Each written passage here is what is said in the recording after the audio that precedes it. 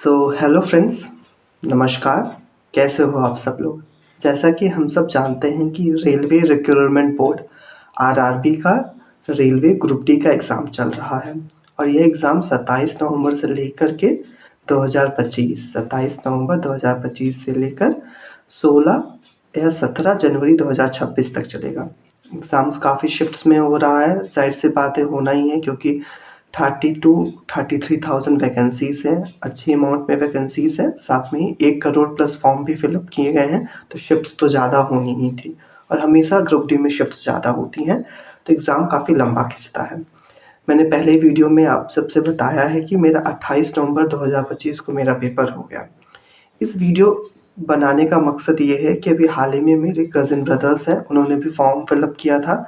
तो एक का 10 दिसंबर को पेपर था, एक का आज 17 दिसंबर को पेपर था। तो उनके एग्ज़ाम्स भी अच्छे गए हैं। एक ने 84 अटेम्प्ट किया है, एक ने 74 अटेम्प्ट किया है। अटेम्प्ट्स मैटर नहीं करते, एक्यूरेसी भी one of the factor matter करती है। कट ऑफ 67, 68 अप्रॉक्स 70 के 70 अप्रॉक्स पिछले साल गई थी।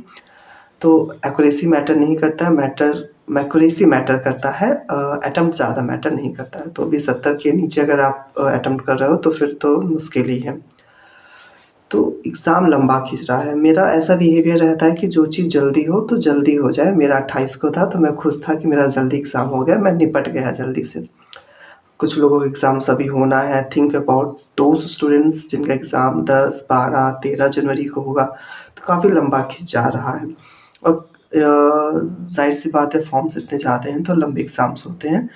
तो इस मोमेंट में इम्पॉर्टेंट ये रहेगा सभी एस्पिरेंट का जिनका आगे एग्ज़ाम्स है, to keep your pot boiling.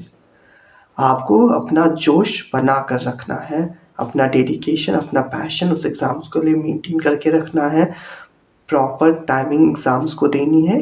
5 से 6 घंटे आप दोगे, रेलवे ग्रुप डी आराम से निकल जाएगा। मॉक देते रहिए, रिवीजन करते रहिए, एनालाइज़ करते रहिए, फार्मूला रिवाइज़ करते रहिए, प्रॉपर सब्जेक्ट में प्रॉपर टाइमिंग देते रहिए, आपका एग्ज़ाम्स अच्छा जाएगा। एक बार एग्ज़ाम के पेपर पैटर्न के बारे में बात कर लें तो अब रेलवे ग्रुप डी का सेक्शनल वाइज पेपर होता है। टाइमिंग सेक्शनल नहीं है, लेकिन एक क्वेश्चन सेक्शन वाइज ही आते हैं। तो 25 जनरल साइंस रहेंगे, 25 मैथमेटिक्स रहेंगे, 30 रीजनिंग रहेगा, 20 GK GS slash current affair रहेगा। कहने को जीके जीएस और करंट अफेयर है, लेकिन उसमें 20 के 20 जी करंट अफेयर ही आ रहे हैं। तो पार्टिकुलर सब्जेक्ट्स की बात करें तो साइंस के लिए आपको 9-10 का ही सिलेबस है। क्लास 9th और 10th जिसने एनसीईआरटी अच्छे से पढ़ी है, जिसका बेस अच्छा है, तो उसको तो दिक्कत खास नहीं होने वाली है। साथ में न्यूमेरिकल्स कम आ रहे हैं, लेकिन मेरे शिफ्ट में नहीं आए थे न्यूमेरिकल्स, लेकिन अभी भैया ने बताया है कि न्यूमेरिकल्स, उनमें 3 न्यूमेरिकल्स जो ईजी साइड पे थे देखने को मिले हैं। तो ऐसा नहीं कि सिर्फ थियरी बेस्ड ही है, न्यूमेरिकल्स भी इक्का दुक्का आ सकते हैं, तो आप न्यूमेरिकल भी प्रैक्टिस करते रहिए। साथ में reading to the NCERT books of class 9th and 10th of science is important, उससे आपका हो जाएगा। साथ में न्यूमेरिकल्स आप 10-15 लगा के जाइए। कॉन्सेप्ट आपका अच्छा रहेगा तो न्यूमेरिकल भी हो जाएगा। न्यूमेरिकल भी प्रैक्टिस कर लिए, उससे कॉन्सेप्ट भी बिल्डअप हो जाता है। मैथ के लिए ज़्यादा दिक्कत नहीं है, 25 क्वेश्चन आने हैं, 22-23 सब कर ले रहे हैं जो नॉर्मल अच्छे से तैयारी है। 1-2 क्वेश्चन हार्ड है, कैलकुलेटिव है, उसके लिए आपको थोड़ा अच्छी मेहनत करनी पड़ेगी। फिलहाल 22-23 क्वेश्चन सब कर ले रहे हैं। तो मैथ का यही है कि आप उसका सिलेबस को अच्छे से देखें, क्वेश्चंस प्रैक्टिस करें, मॉक प्रैक्टिस करें, प्रीवियस ईयर वाले क्वेश्चंस देखें, उसी पर सारे क्वेश्चन बेस्ड हैं। रीजनिंग भी 30 क्वेश्चन आने हैं, 26, 27 सब कर ले रहे हैं। 3-4 क्वेश्चन थोड़े जिसके जैसे फंस जाए, जिसका टॉपिक जैसे नहीं आ रहा, तो आपको अपनी जो कमज़ोर टॉपिक है उसको और अच्छे से पढ़ लेना है, क्योंकि आपके पास समय है। तो अच्छे से पढ़ लीजिए। 1-2 क्वेश्चन थोड़ा ट्रिकी आ जाता है, जैसे मैंने एक क्वेश्चन नहीं कर पा रहा था, मैंने 29 अटेम्प्ट किए हैं रीजनिंग में। एक क्वेश्चन नंबर सीरीज़ पे था, तो मुझे वो क्लिक नहीं किया कि क्या स्क्वायर होगा, क्या मल्टीप्लाई होगा, क्या ऐड होगा। तो ये चीज़ें ध्यान देनी है उस पर, और आप काम कर लीजिए। साथ में बात करें तो जीके जीएस और करंट अफेयर की। करंट अफेयर ऐसा आ रहा है कि 15 करंट अफेयर रीजनेबल है, लोग कर सकते हैं।